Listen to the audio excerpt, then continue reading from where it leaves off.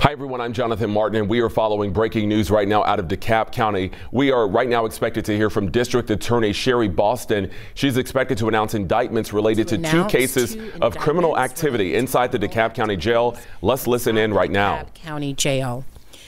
These indictments represent two different cases, and I want to give you a brief overview of each case.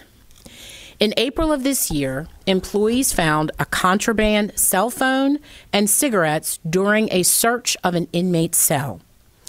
As part of the investigation into that contraband, we interviewed Deputy Joanne Marks, who worked in the jail.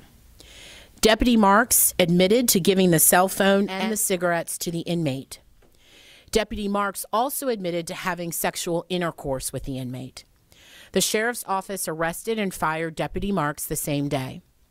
Once the sheriff's office of professional standards completed its investigation, they turned over their file to our office for review.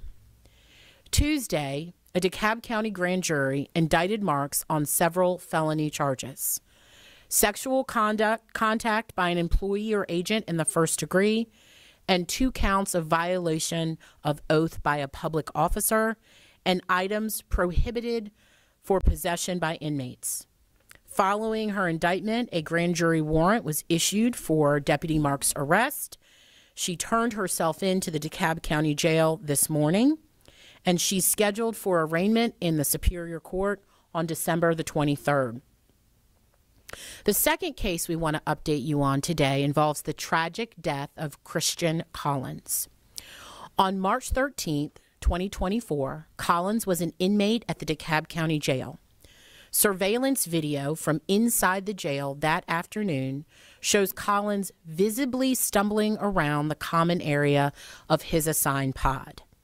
At one point, Collins slumps against a wall and then falls. He appears to hit his head on his way to the floor. Inmates move Collins to his cell and eventually to a mattress on the floor of the day room. It wasn't until hours later, around 7:40 p.m. that evening, that jail personnel discovered Collins and called in paramedics to transport him to the hospital. Collins died 2 days later. He was just 27 years old. The DeKalb County Medical's office performed an autopsy and determined that Collins had died of a fentanyl overdose.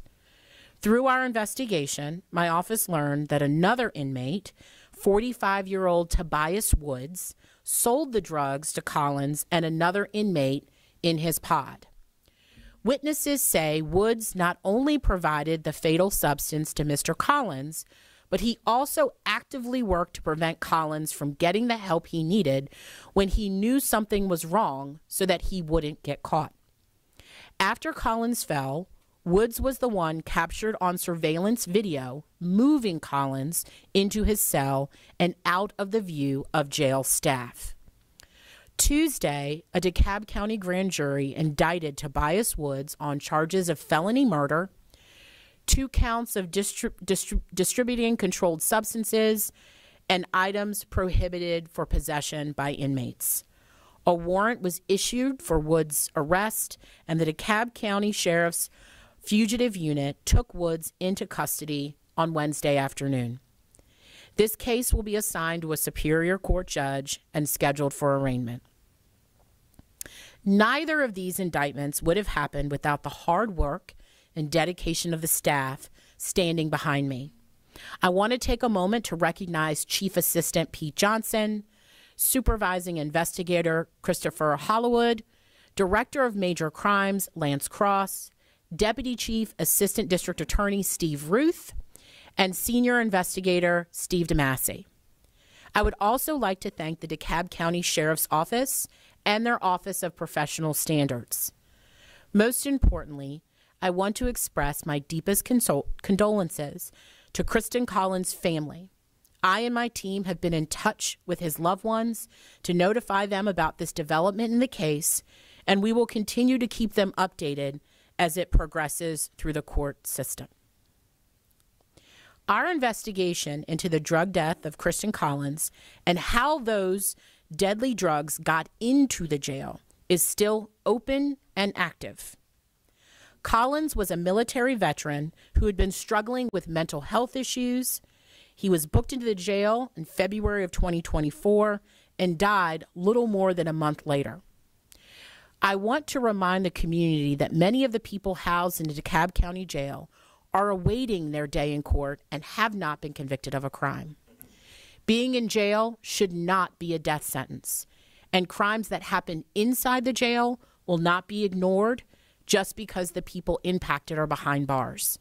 This office and this team will investigate, and we will hold people accountable.